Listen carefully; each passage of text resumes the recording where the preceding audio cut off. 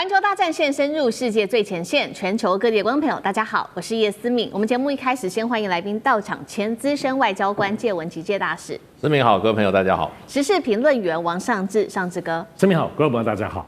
資深媒體人彭華幹，華幹哥。主持人好，大家好。好，觀眾朋友，今天節目一開始，我們趕快來關心到中東，現在伊朗開槍，美軍啊，你再敢進攻的話，我們就會釀成一種重大的災害，會造成4000人死亡。另外，我們會看到各種的武器寄出來了，不管是核設施、美國的航母、伊朗的水雷，全部端上桌。美伊戰爭進入倒數了嗎？今天一起來做關心3個火線話題。今天我們會請來賓來幫我們做解答。先來看到是美軍他的這個伊朗說他已經取得美軍他的鑽地的炸彈的殘骸，並且他可以針對這一種鑽地炸彈來進行逆向工程，會成功嗎？如果真的成功的話，美國未來還能夠成功打擊伊朗的核設施嗎？第二件事情來看到是伊朗直接嗆美軍了，說你再對我們進行攻擊的話，會對你們造成數千人傷亡的慘劇。另一方面，美國現在同步的正在撤僑跟部署飛彈的防禦，中東進入開戰倒數。最後我們來看到是美軍最新祭出它的電子戰機，這個是EA-37B 的電子戰機，再加上伊朗現在分散它的飛彈，準備封鎖荷姆茲海峽嗎？雙方誰會先祭出第一擊？今天就有這些議題，我們會一起來做關心。這是來自於伊朗的最高領袖哈米尼，他在9日發表在全國的電視演說。哈米尼特別回顧到了當時在1979年的伊斯蘭革命，而他也指控了在過去的40年來，不管是西方國家，不管是美國，始終都想要控制住伊朗。那麼希望這一次伊朗人民能夠展現意志，來一起挫敗敵人。伊朗的國會議員更是直接嗆美國，只要川普你再走錯一步，美軍會付出3000人到4000人的一個陣亡代價。政治訊號已經寄出了，伊朗上面的軍事準備也已經列出來了。不管是我剛剛特別提到的鑽地炸彈，也就是去年美軍他寄出針對伊朗的核設施寄出的這個鑽地炸彈，現在說呢，還有一些核設施沒有被完全的引爆，有一些殘骸，伊朗可以取得這些殘骸，並且進行逆向工程嗎？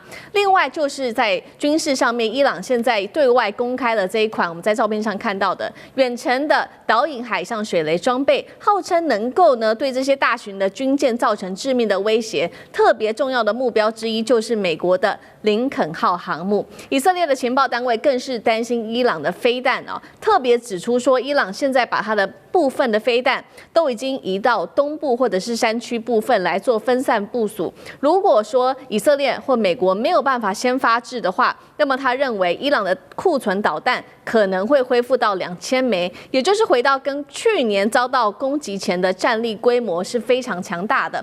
所以節目一開始，我們先特別請教華幹哥怎麼看剛剛特別提到的這個鑽地炸彈，伊朗如果進行所謂的逆向工程，那接下來美國對於伊朗它的核設施攻擊還具有威脅力嗎？就另外就是剛剛特別提到的這一款這個水雷，伊朗它寄出的這一款水雷能夠封鎖荷姆茲海峽，飛彈的話能夠報復美軍的中東基地嗎？那麼美軍承受得住嗎？幹哥怎麼看？好 ，OK， 好，我們要特別要解釋一下 GBU-57啊，巨型鑽地彈，大家都知道，在去年6月的時候，由美國的 B-2 轟炸機攜帶，然後大家要知道這一種這個鑽地彈，它重達14噸級啊，14噸級是非常重的炸彈。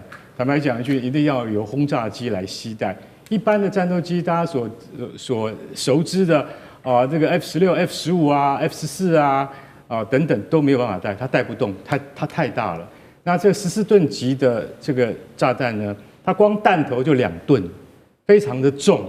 所以說它為什麼叫鑽地彈？也就是它以高速的動能，還帶着彈頭，它衝下去的速度大約是6倍音速，然後而且它能夠瓦解最厚的鋼筋混凝土掩體。然後，而且這次他們在不管在伊斯法罕啊等等啊這些伊朗的核設施、高速離心機運轉的那些地下工廠，去直接攻擊5萬多台離心機。所以當時美國的衛星有傳回，因為說句實在話，衛星所傳回來的照片終究沒有辦法可以很明確的去檢視地下工廠的戰果是如何，都需要靠當地的什麼間諜，也就是跟中情局同步的這些間諜啊。所以這些間諜，當然他們都是伊朗當地人，傳回來的結果就是有一些傳聞說 GBU-57有部分的那個彈藥是沒有引爆的，也就是說，其實不可能有部分，就是一枚沒有引爆啊，一整枚沒有引爆。可是現在我們再來講重點，說它可不可能可以成為逆向工程的工具？其實我今天說一句實在話 ，GBU-57它還是傳統炸彈，也就是說。它沒有任何的太高深的技術機密可言，就算你逆向工程回去造了一個這麼大一樣的炸彈，因為你知道它的綽號叫什麼嗎 ？GBU-57它的綽號叫做炸彈之祖，祖父的祖。然後呢，俄羅斯有最接近它的叫炸彈之父，因為這個 GBU-57發展出來之後呢，它就蓋過了炸彈之父，就是蓋過了俄羅斯的炸彈之父，變成了祖。為什麼？因為它是炸彈之父的3倍破壞力，這麼簡單。所以你說在現在這個炸彈之祖有一整枚沒有這個引爆，然後被逆向回去。好，我現在來問各位一個技術問題，就是說，你要逆向回去之後，然後用什麼來攜帶它？回到我剛剛所講的，它有投射工具，對，你要有東西來帶它，你要有那麼大的轟炸機來帶它，戰鬥機帶不動，而伊朗沒有。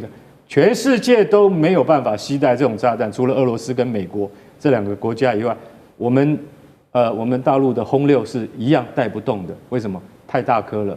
所以很明顯的，你去逆向工程回去是沒有意義的。好，我現在簡單解釋一下 GBU-57它是沒有辦法這個簡單這個逆向回去。然後還有一個是叫伊朗遠程導引海上水雷，這個是要對付誰？對付林肯號航空母艦。通常這一枚水雷如果布放在荷姆茲海峽的正確的地點的話，可以把林肯號的那個船底炸出一個大洞。炸不成，但是會使它完全喪失行動力。只要達到完全讓它喪失行動力跟作戰能力的話，目的就完成了。但是問題是，像這樣子的這個武器也是一樣，需要有人操控。它不是無人機，它也不是無人艇。那你伊朗革命衛隊海軍要派人去在旁邊顧着它，導引它，它可能可以跑20公里、30公里，但是顧着它的人會先被美軍消滅，所以這就是一個最大的問題。就遠程導引水雷就有點像美國的那個智慧型水雷是一樣的東西，但是伊朗它又有它自己的技術去發展出可以布放得更遙遠，讓這個如果說你林肯號不小心進到荷姆茲海峽，觸及了這枚水雷被引爆的話，它就喪失了行動力。所以如果開戰的話，伊朗一定會布放很多這種水雷。美國也不是傻瓜，他會現在在收集很多情報。所以這一出海上的對峙很值得繼續看下去。好，現在看起來對於美國來說，伊朗的水雷可能就具備有一定的威懾力。那同樣的問題，像介大使又怎麼看？其實荷姆茲海峽的會不會被封鎖啊？這個是各界都在密切關注，而且在分析它的利弊。那麼基本上，如果荷姆茲海峽因為戰爭關係被封鎖啊，事實上它是一個雙輸也是多輸的局面。美國也輸，伊朗也輸。那接着呢，沙特、阿聯酋、伊拉克、卡達爾、科威特這些石油透過這個荷姆茲海峽輸出的國家也都輸。對。那這裡面可能輸的最多是伊朗本身，因為伊朗本身80%的石油要靠荷姆茲海峽輸出，還有中國大陸的石油40%從這裡出。那這個多輸甚至還包括全世界國家，為什麼？因為這裡每天通過的石油的量是全球的供應量的20%到30%，所以所有專家的估計就是說，荷姆茲海峽如果被封鎖，這個國際的油價會在很短一段時間就驟升到150到200美元一桶，那是現在的幾乎是2倍，所以這個是牽一髮動全身的非常非常嚴重的事情。所以呢，因為伊朗本身也是輸家，所以呢，這個會不會真正造成伊朗真正全面的這個封鎖？這個是可能性是不太高。不過這種所謂中間做法，而不是全面性的做法，中間性做法或者說是戰術性的做法，還是很可能發生。就是怎麼樣？就是騷擾，就是什麼呢？就是沒收1-2艘船，或者造成一些軍事的緊張，可是不是全面封鎖跟全面開打，這樣一樣會造成一些軍事上或政治上效果，因為它會立刻造成怎麼樣？這個荷爾姆斯海峽的這個海運的這個保險費會立刻提高，這個提高以後，我就說就多輸了。沙特、阿聯酋、伊拉克、卡達、科威特就會出來施壓了。他們就會真正的，包括中國大陸，就會真正的會插手這件事情。那插手是什麼呢？就是斡旋，就是出來調解。那現在美國事實上對於這個伊朗，我認為在做的任何的措施，基本上是政治目標，目前高過於軍事目標。軍事是一個達成政治目標的手段。那政治目標是什麼呢？有2個，一個就是再度造成伊朗內部的動亂，讓這個反對者能夠再上街頭。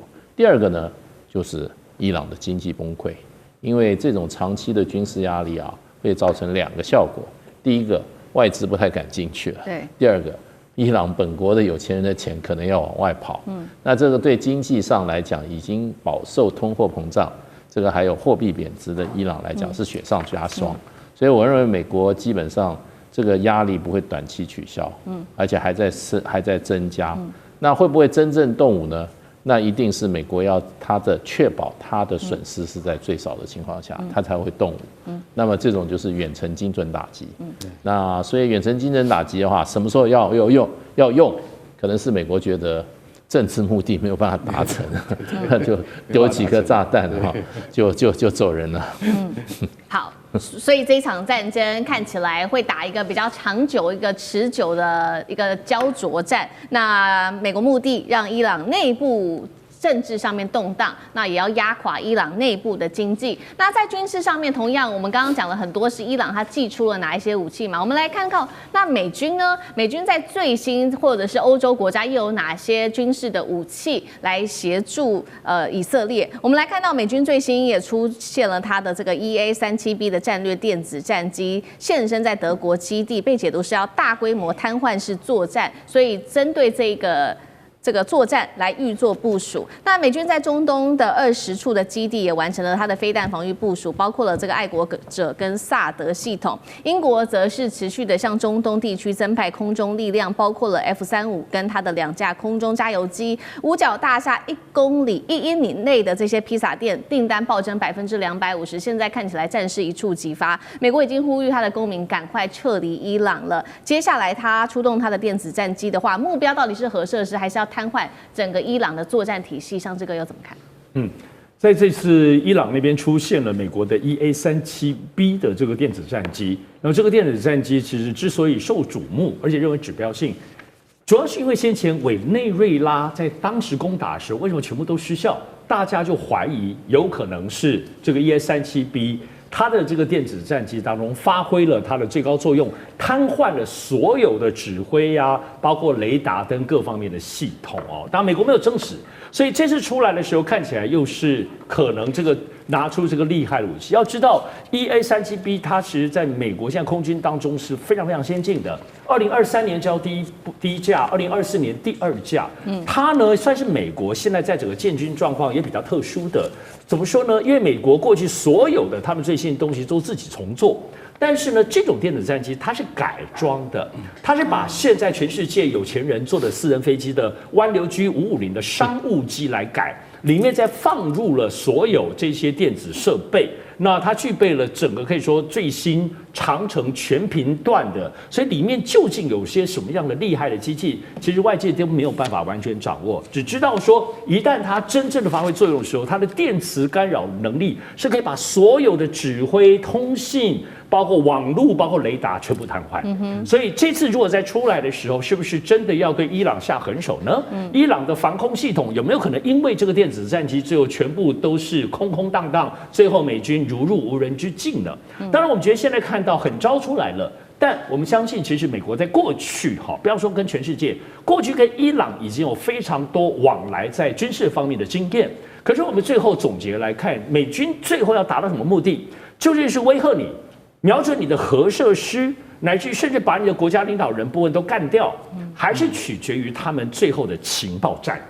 對於伊朗本身的情報戰，因為有以色列包括美國自己的掌握，但是即使有一個最深遠的目標，比如說就把他們整個家族都給掃蕩完，把你核設施都破壞完，比如說這最極端的哈。但是在關鍵時刻之後，人家躲起來還是要修正。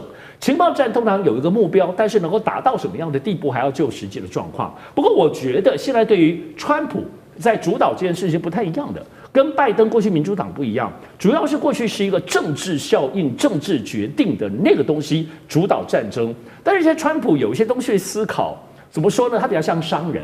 來都來了，另外的部分就是大批的美軍在那邊 hold 在那邊要花多少錢啊？這樣花很多成本的。對於川普來說，花成本就要獲得什麼？這個是我們現在在思考所有川普主導的國際，包括軍事行動或要花錢的行動當中，大家要加一個思路。所以我就認為現在跟伊朗這件事情不太可能會空手而歸。其實像剛剛大家講的，可能真的情報發現沒有辦法掌握最終極的情報的話，可能還要炸你2下之類的，就表達一下威嚇之意。但是如果掌握更多情報，我認為川普跟來都來了，炸一炸也是很有可能的。好，謝謝尚志哥。那我們休息一下，馬上回來。地缘政治、美中之爭、戰略價值、強權崛起、小國生存，現在與未來洞悉事件走向，掌握世界脈動。全球觀點盡在環球大戰線。趕快來關心今年的國際大事，也就是在4月份，習川會正式的登場，會不會成為美中的大交易場呢？接下來我們會關心這當中台灣跟俄烏會不會淪為大國的交易籌碼？今天我們會一起來做關心。好，先來看到3個火線話題，我們今天會幫觀眾朋友來特別做解答。第一個，川普4月就會飛北京了，那這邊呢，他是說呢，習近平也會進白宮，在年底的時候會展開合作。這一場川習會接下來如何左右接下來中美之間的關係呢？還是會互換交換籌碼呢？今天一起來做關心。第二件事情是習川會要登場之際，高市早苗接下來他會去美國，那麼普丁則是人會去中國大陸。接下來會看到世界的2大勢力，也就是美日對上中俄，這個是新冷戰成型嗎？還是雙方在為習川會來墊高彼此的籌碼呢？最後我們也會來關心，在習川會還沒開始之前，俄烏戰爭的時間表會是先出來嗎？戰場現在不是在前線決定，難道是在談判桌上由政治來決定俄烏戰爭的前景嗎？今天就這些議題，我們會一起來做關心。好，2026年首場的習川會，剛剛說了，預計4月份就會正式的展開了。那麼在展開之前，我們先來看到今天哦，可以看到有非常多場的這種全球元首的外交都會在今年正式的啟動。先來看 Politico 正式的點名，川普最快在4月的第一周呢就會前往北京。那麼川普自己也說呢，中國國家主席習近平則是在年底的時候會訪問白宮。他認為現在雙方的互動是相當良好的，等於說中美之間是一來一往的。同時，今年的4月份大家還記得嗎？今年的4日的時候大家還記得嗎？習川會當時才熱線，而且時間多達了1個小時，談的議題非常的多，不管是台灣問題，或者是能源、伊朗、俄烏、軍事貿易等等，但是大家還是把重點主要放在經濟跟美中關係。所以今年4月份的習川會，它的重點會在哪裡呢？會不會哪一些國家或者是哪一些軍售案成為中美之間的交易談判籌碼？謝大使怎麼解讀？對，當然絕對會成為談判籌碼的。談判的原則就是什麼都要談，越敏感的越放在前面。對，那現在事實上的話，這個美中關係從中國大陸的角度看，從美國的角度看，今年已經定調了，就是怎麼樣，就是一個和緩，就是怎麼樣，就不要發生嚴重衝突的一年。所以呢，貝森在去年年底，美國的財長貝森說，他說，今年呢，基本上呢，川普跟習近平會面4次，那現在2次已經搞定了，對不對？接下來2次很可能就是 APEC 的高峰會，還有一個集團體的峰會，那這都有可能見面。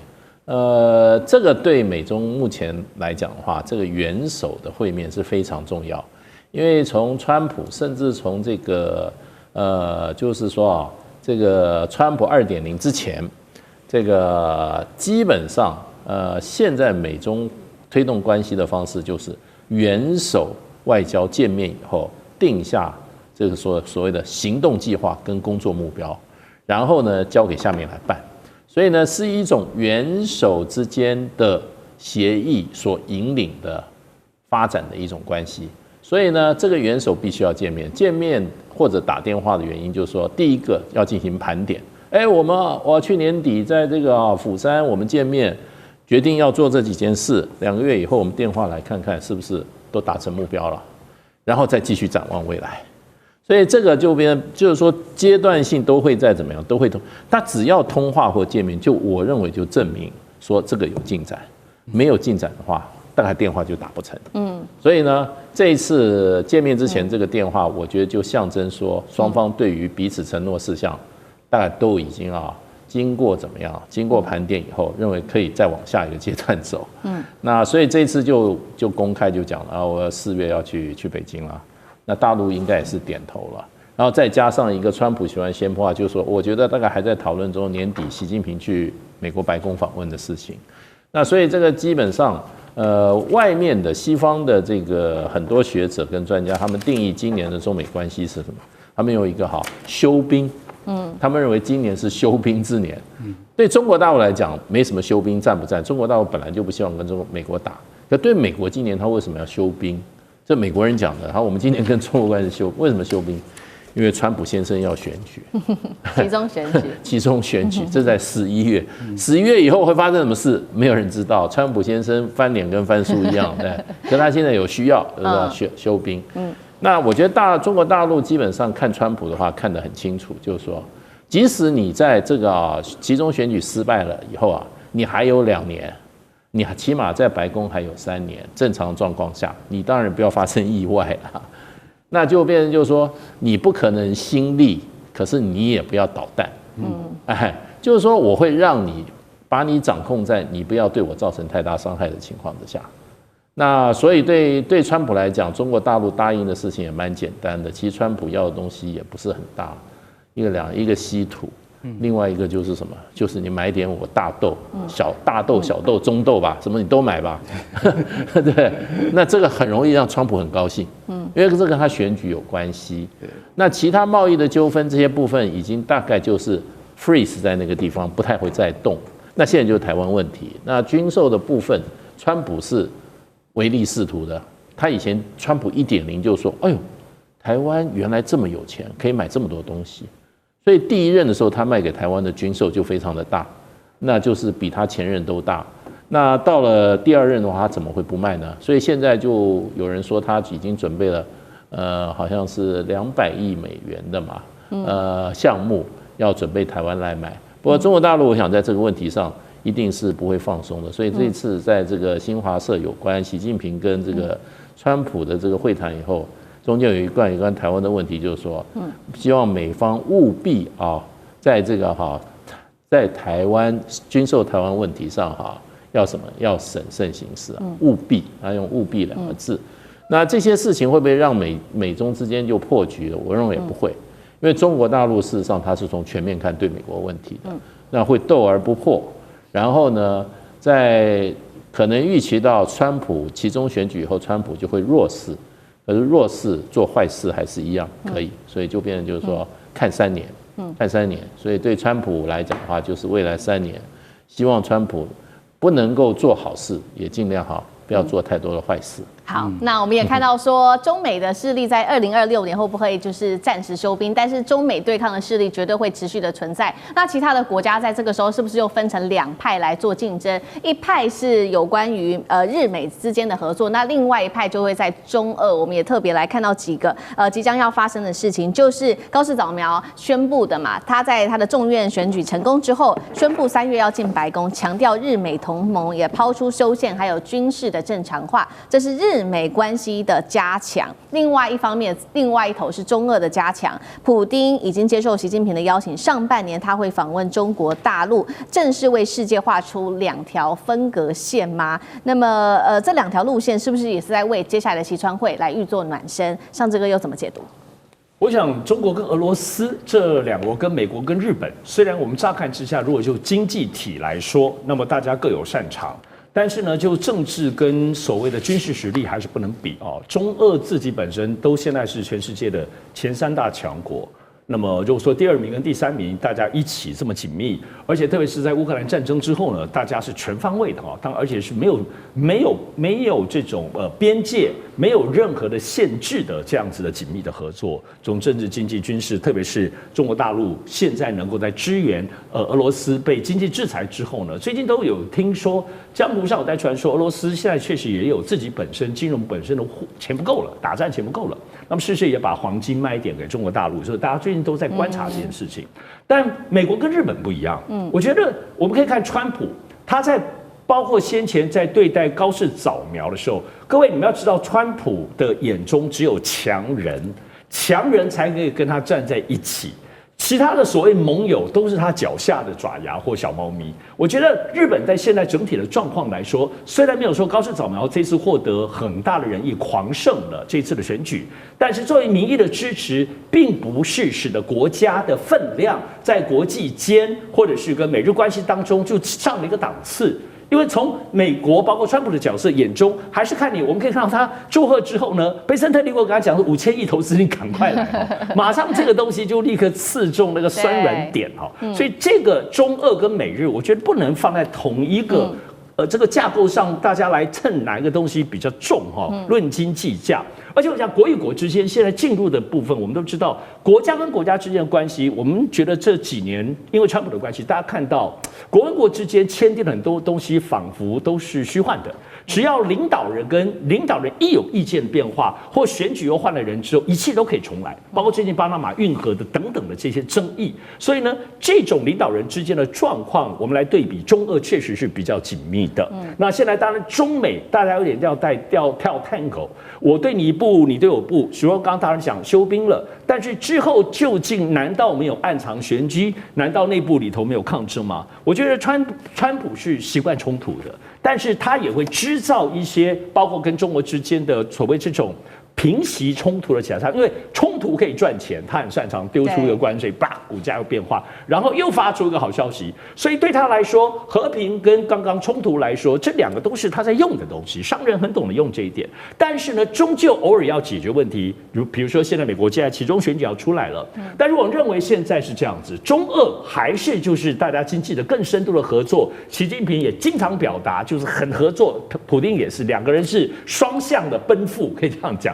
但是呢，我們看川普在這次川習會可能會有點微妙，因為現在全世界都認為有可能會談台灣問題，而且在台灣問題當中，在這個當中會觸及到什麼樣的界限，有沒有涉及一些交易性的東西呢？台灣可不可以被拿來交易？至少現在在美國的鷹派或對中的鷹派對台應用動來都是很焦慮的，那麼有各式各樣的放話，所以川習會4月當中，雖然還是會有中美方方面面從政治、經濟、貿易跟等等的這些採購的議題，但大家覺得最集中，過去還沒有認真談的就是台灣問題了。好，接下來的台灣問題會不會在這次習川會當中被提到？我們會持續做關注。那其實另外大家也在很關心的事情，就是打了這麼久的這一場俄烏戰爭，會不會在這個習川會之後有一些新的發展、新的可能性呢？是否可能落幕？原因是因為川普最近又跟這個澤倫斯基有所談話。那澤倫斯基他在近日也透露說，美國有表達希望6月前要完成所有的談判，甚至簽署文件，目標是在今年的夏天前要結束俄烏戰爭。為什麼川普急着在6月前要澤倫斯基結束戰爭？這個是第一件事情。第二個事情是，為什麼選定在6月份，而且是剛好卡在習川會之後？難道這當中川普也希望藉由中國大陸的角色去讓這場戰爭落幕嗎？那選6月又跟期中選舉有沒有什麼關係？幹哥又怎麼看？這完全都已經在川普的算計裡面。你知道為什麼在6月之前你們要給我不要打了，停戰？為什麼？6月以後我很忙啊，我要忙着我的期中選舉了，你們不要再來搗蛋了，對不對？這是他個人的理想。為什麼？因為他認為過了6月，我真的沒有功夫可以理會像這樣子，對他而言是像雞肋一樣芝麻蒜皮的事情。他認為你們早就應該要談了，然後這是最重要的一點。然後第二點是什麼？第二點是，4月川普就要跟習近平主席見面，對不對？川普已經絕對的知道，普丁跟習近平見面不會在他之前，而是在他之後。所以說，那既然是這樣的話，我跟習近平主席見面之後，我一定會請托他，下次你跟普丁見面的時候，一定要幫忙把俄烏戰爭這件事情掛在嘴巴上面講，希望能夠在今年6月底以前，把整個戰事不要說全面結束，但你要和緩，至少要簽署初步的和平條約，和平協議，那這樣子，我作為美國的領導人，我就可以幹嘛？我就可以比較安心的去大衛營度假了，我就比較對大家有個交代了。對於共和黨在11月的期中選舉有大大的加分啊！所以這裡面的請托，這裡面的算計，都已經放在這個台面上面給大家看得一清二楚。所以我認為這件事情，老實講一句，一點都不奇怪。而且說句實在話，這個時候如果北京再不出面的話，美國已經想不出來有什麼更好的方法。難怪澤倫斯基他會明白講說，美國總統川普已經告訴我，6月底之前一定要能夠達成基本上的和平協議。但是現在最主要的問題還是卡在烏東嘛，大家知道嗎？頓內茨克、扎波羅熱、赫爾松這4個省這4個州的問題，到現在還是解決不了。其實主要問題還是卡在這個地方。我覺得川普可能有另外的一些條件給了澤倫斯基，不然他不會放出這種風聲出來。好，謝謝幹哥。那我們休息一下，馬上回來。地緣政治、美中之爭、戰略價值、強權崛起、小國生存，現在與未來洞悉事件走向，掌握世界脈動，全球觀點盡在環球大戰線。接下來我們要特別來解讀是在2026年大陸很重要的一些空中戰力，它的戰機上面的解析。今天會特別來關注，首先是2款的這個戰機，包括了在新加坡封王的殲10C 跟殲35A 之外，今天還會特別來關注在驍龍哦，現在在許多的國家銷售都非常的產線開到最旺，那非常的受歡迎。那另外就是來關心的是印度它的國產光輝戰機，則是43年磨成空啊，怎麼回事？今天一起來做關心。好，今年的新加坡航展等於是一個全球的軍工實力的公開對決。今天特別先來看到幾款來自於大陸的戰機，首先是在8E飛行表演隊駕駛的殲10C，它直接是在空中，當時拉出了一個高攻角的機動，完成了近乎實戰等級的戰術動作，讓大家非常的驚豔。這是針對殲10C，再來殲35A 也有很好的表現，它站上了 C 位，對外釋放大陸的5代半戰機成型的一個訊號。再來看到的是驍龍戰機，因為它低成本而且高可靠性的風評，讓許多的國家跟着搶購。現在根據了解，已經有5個國家都已經下訂單了，當中包括了伊拉克、孟加拉、印尼、沙烏地阿拉伯以及利比亞等等的國家都在排隊要下訂單。再來，剛剛我們有特別提到的，除了大陸的戰機我們做關注之外，就是印度的光輝戰機了。其實從1983年代開始，它已經出現時間超過了43年，但是大家還記得嗎？當時在去年的時候，杜拜航展上面它墜毀哦，所以它今年的閱兵其實沒有出現。那麼現在也發現了它的產線跟不上，供應鏈跟不上等等的問題，所以現在可以看出來2個完全不同的一個狀況。所以節目一開始特別請教幹哥怎麼看呢？殲10C這一次完成的這個高難度的一個動作秀的是什麼？那我們也關心殲10C跟殲35A 驍龍它的性能對於中國大陸接下來軍武它的擴大出口外銷有實質的幫助嗎？好，殲10C它本來就是一種講究空中機動的高性能戰機啊，它雖然不是最先進，也不是最強大的，但是它在於這個低空的1對1的對戰之中，其實它是討得到很多便宜的。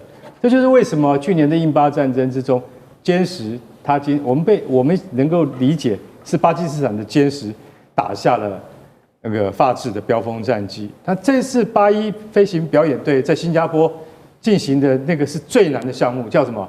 叫6機編隊橫滾，6架飛機一起編隊，然後橫着，但是一定有定向角度跟時間的。長機一聲令下，跟着一起轉，一起滾。最難的是長機要從後面去追這5架，追到最前面，所以他要用最大的半徑，然後能夠追到最前面去。所以大家就知道6機編隊橫滾，聽起來就大家一起滾就好了嘛？不是，長機要從後面追上去。這5架飛機不能亂，所以你要知道飛機跟飛機之間的間隙距離，那個是在訓練之中，只要有1架不注意的話，全隊就毀了。而且它還會面臨很多問題，就是說你像我剛才講的，因為它在密集編隊的這6架飛機要編隊是比5機、4機或雙機要來得密，來得密就會碰到什麼？會碰到尾流的問題。尾流是每一架飛機都會碰到前面那架飛機的尾流。我們在搭客機的時候也會發生，前面那架客機它還沒有升空，你就準備要上去的時候，你會被它的尾流影響，嚴重的話你會墜毀，甚至爬不上去。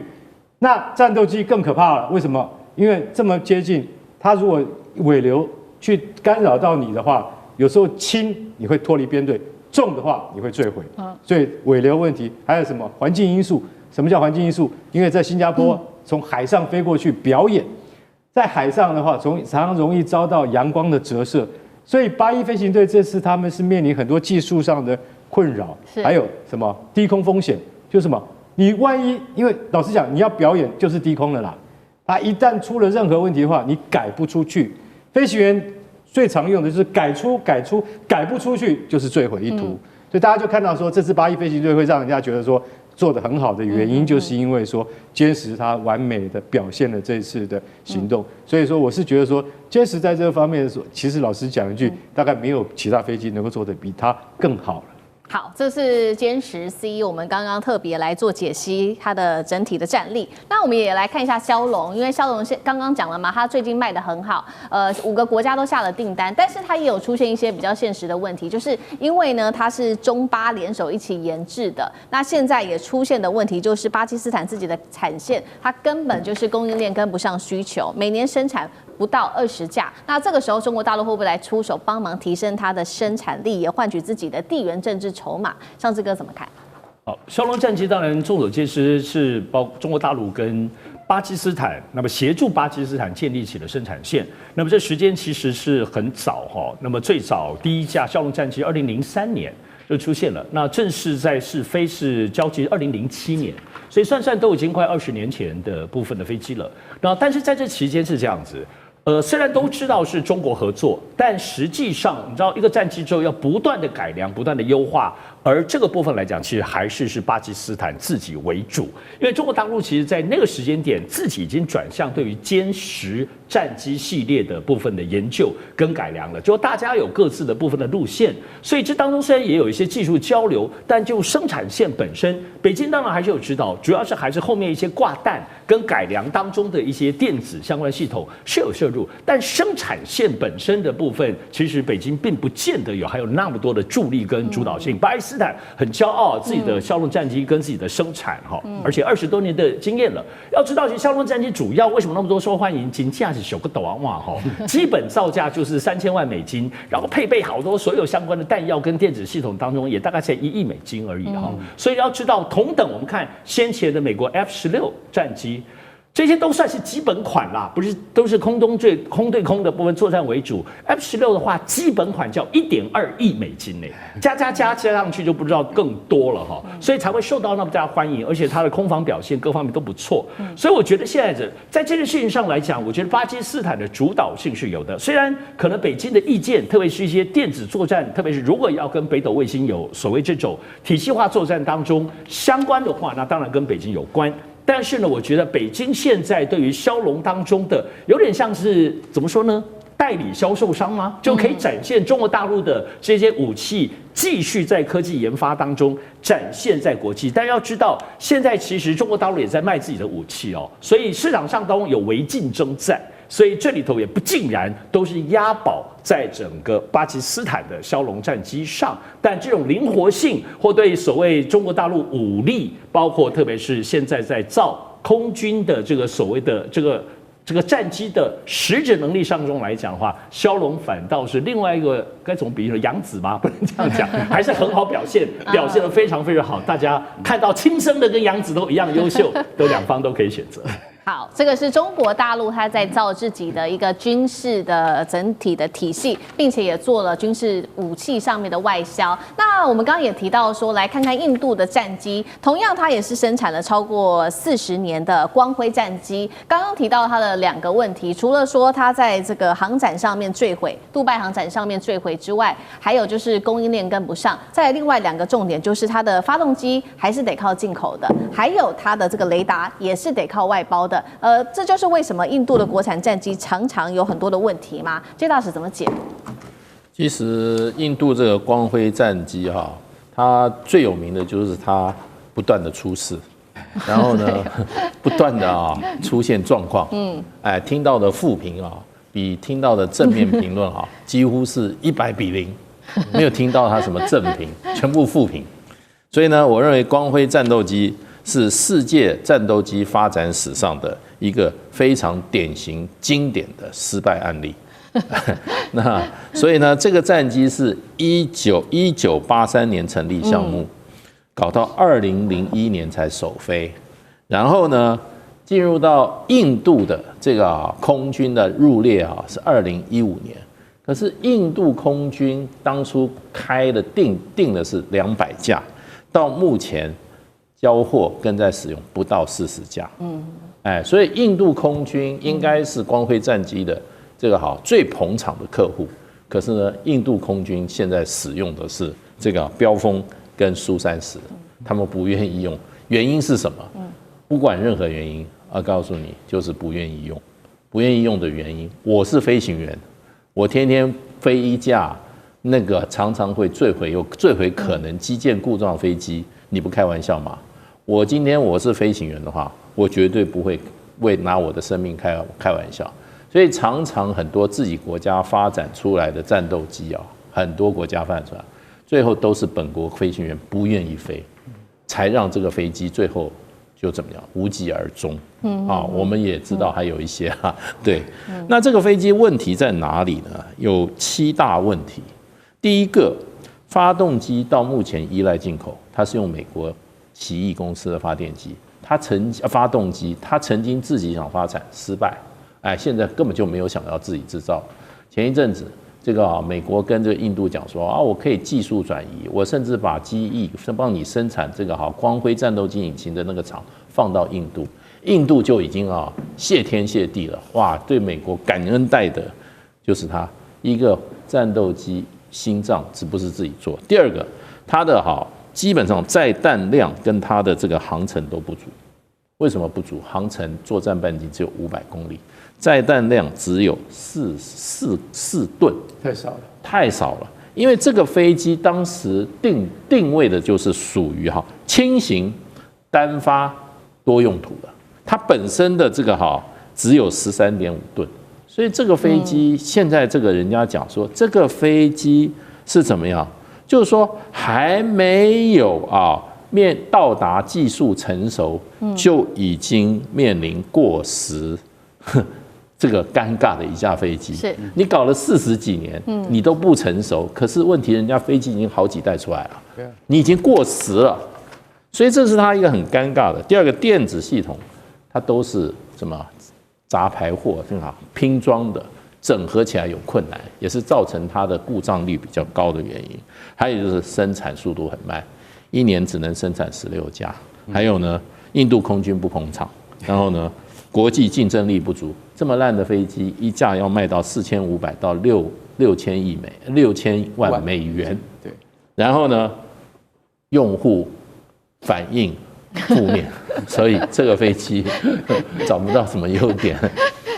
好，謝謝謝大使。那我們休息一下，馬上回來。地緣政治、美中之爭、戰略價值、強權崛起、小國生存，現在與未來洞悉世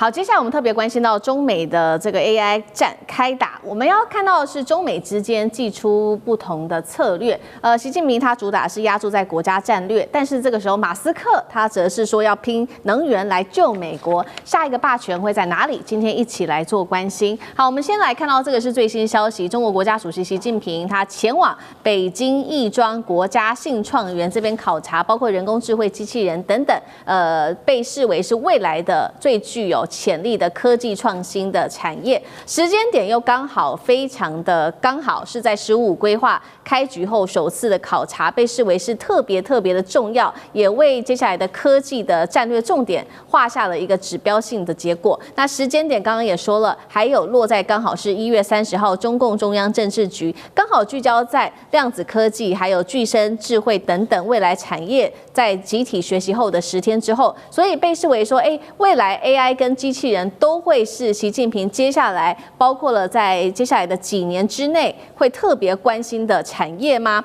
此刻我們也來看到是剛好馬斯克也公開直言了，他認為說美國現在內部的問題就是國債已經太高了，瀕臨到破產的邊緣。現在他說只有靠 AI 跟機器人技術才能救命，剛好包括了習近平、馬斯克都提到了 AI 跟機器人，這是未來中美之間在競爭的主要項目嗎？誰會獲勝？上次哥又怎麼看？我想這個來比是有點意思的。那就習近平來說，當然是整個中國的國力。那麼需要 AI 跟機器人，我們都知道，在去年2025年1月的時候，他當時借鑑了 DeepSeek， 包括語數科技，當然還有一幫包括騰訊、阿里的所有這些涉及到 AI 的頭頭們。然後呢，2月就入法，然後在整個兩會就入法。所以我们在去年一整年看到中國大陸的科技的噴發，你以為就去年嗎？其實不是的哈。習近平上任之後，2012年就那時候就很要求整個科技教育要做基礎教育哈，所以把過去很浮誇那些瞎編一些研究主題的東西全部去掉，所以就像反貪腐一樣。所以整個可以說這10幾年來，中國大陸就是因為打下很好的科技基礎以及人才。當然，馬斯克也是不一樣，不得不說他是天縱英才啦。面對現在美國方面的基礎的，包括電力跟所有的這些基礎科技設施，簡直是一團亂的時候，他自己思考提出徹底，甚至為全人類跟為他自己的解決方案。我想大家全世界關注這一陣子，他 SpaceX 收購他自己 XAI， 雖然左手帶換到右手帶，可是沒有人質疑他，因為他所描述的包括100萬顆的低軌衛星的願景，包括有 AI 衛星在內，所有這些東西都是合理的。而且都是現在確實是 SpaceX 做得到的，所以確實是馬斯克可能人家都說他可能靠他一個人把美國過去的這個基礎科技跟基礎建設當中的殘破之處直接覆蓋或直接解決。那我覺得現在在中美，因為有2位，一個是國家元首，一個是商業巨子跟天才，大家在引導這個科技的進步。那而且不止他們在引導 AI 自己本身最近的進步，恐怕也不見得是人類這2位當中在推進的。但你說誰會贏嗎？真的很難比哦。這馬斯克真的是要把人家全人類帶去火星的人，他也不是哈拉，他也不是在真的是瞎扯。對。但是中國大陸在所有科技應用的落地場景撒開來，怎麼用這個東西是國家在主導，而且它不是讓大家花錢買，是國家有最厲害的技術當中服務中國，讓中國的國力從上到軍事下到民生都能夠運用這個科技。這跟歐美的國際社會當中的資本市場跟資本社會是完全不同的。馬斯克會賺很多錢，中國沒有靠這個東西賺很多錢，或者是賺很多錢的這些大巨擘的這些企業，也還是要把他們的能力回向給政府或這個國家來運用。我認為中國在國家國力當中最後會遙遙領先，但是在美國方面的新創，只要有1個2個馬斯克這麼樣的天縱英才的人，他們的開創人類科技的文明，你還是只能服氣。好，所以2項包括了 AI 跟機器人，都是中美2國未來在科技上發展的主要主軸。至少對中國來說，未來5年都是它的主要發展的產業。那麼其實呢，馬斯克還點名到了說呢，接下來發展 AI 的關鍵取決的關鍵還有在電力上面。他也特別點破說，現在在美國啊，限制 AI 發展最大瓶頸就是能源。他說，中國的太陽能產業的規模化能力已經非常的強了，他靠着自己的這個太陽能，每年能夠提供接近美國1半的穩定的電力，所以呢，他決定接下來 SpaceX 跟特斯拉會準備3年內在美國打造年產能100 GW 的太陽能製造能力。3年內，馬斯克能夠成功嗎？大使怎麼看？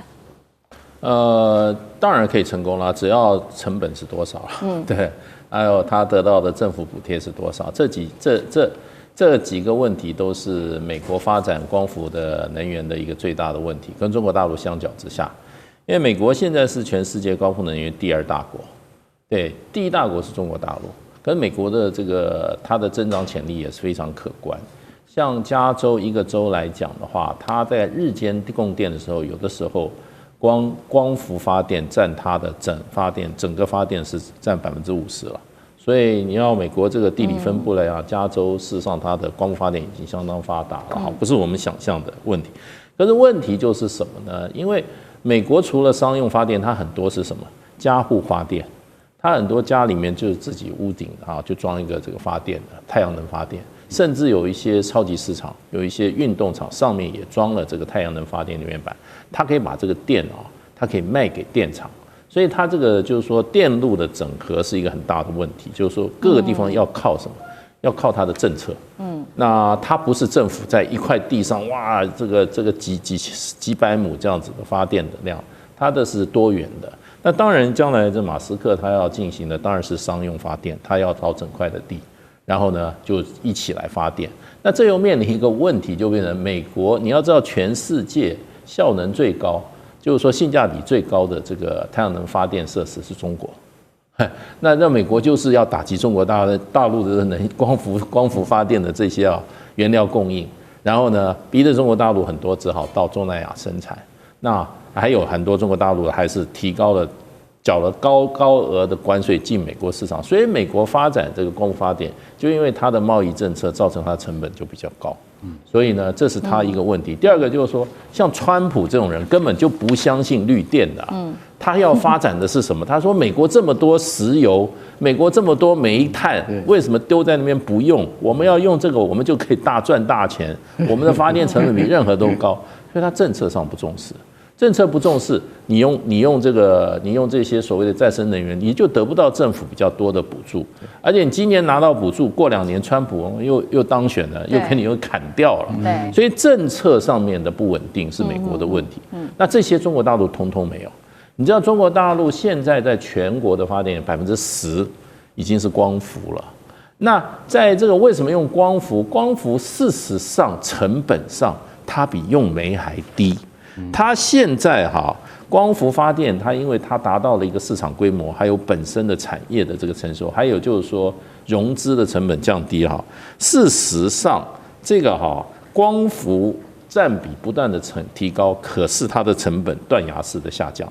現在光伏每千瓦在中國大陸的成本是0.5到0.25人民幣。那問題就變成就是說煤。在中國大陸，在全世界認為發電最便宜的，它的成本還高於光伏，所以它变成0.25到0.45，所以光伏發電在中國是一片大好，所以在未來的到2030年，中國大陸光伏比例大還會繼續升高，到2060年會更高，所以這一點發展的來講，環境來講，美國站在前面。當然了，馬斯克有錢了，他如果不計成本的話，他很快把這個太陽能把它提上來。我認為是有可能，可是這個僅供他們這些 AI 產業用啦。你說要變中國大陸變成全國的10%對，那美國還有得趕，因為美國目前光伏在全國的發電的總量是5.6%，還是很低，還是很低。好，所以我們看到，那中國大陸請全國之力，等於是政策支持來發展太陽能跟綠能，支持它的 AI。那其實發展 AI 除了在電力上面的優勢，現在大陸手上的優勢還有就是它擁有比較大的一個市場規模。我們也來看一下，是到去年的12月底為止，大陸的生成式 AI 使用者是6億人口，總普及率達到了42%。注意了，這個年暴增幅度已經超過128%了。代表說，大陸不只是研發 AI 而已，而是用全社會都在加速訓練它的 AI。那麼，工信部也啟動了叫做算力互聯互通的節點，打造全國的電力網絡。幹哥怎麼看接下來中國大陸在這個上面的發展？中國建成這個領先全球的這個基礎建設，你想都想不到。你知道5G 站現在有多少座嗎？有483萬多座，這非常驚人的。這個根本不是一般的國家能夠想象，400多萬座5G 站。然後再來，他說到了去年底中國生成式 AI 現在的用戶已經達到6億。中國多少人口？14億，對不對？到了6億了，那是不是已經快要到一半了？對。抱歉，這個叫做用戶，而不是真正在用的。但是真正每天在用的，等於美國人口2億5千萬人在用，所以大家就曉得說，那你想想看呢？還有它是最大一個優勢。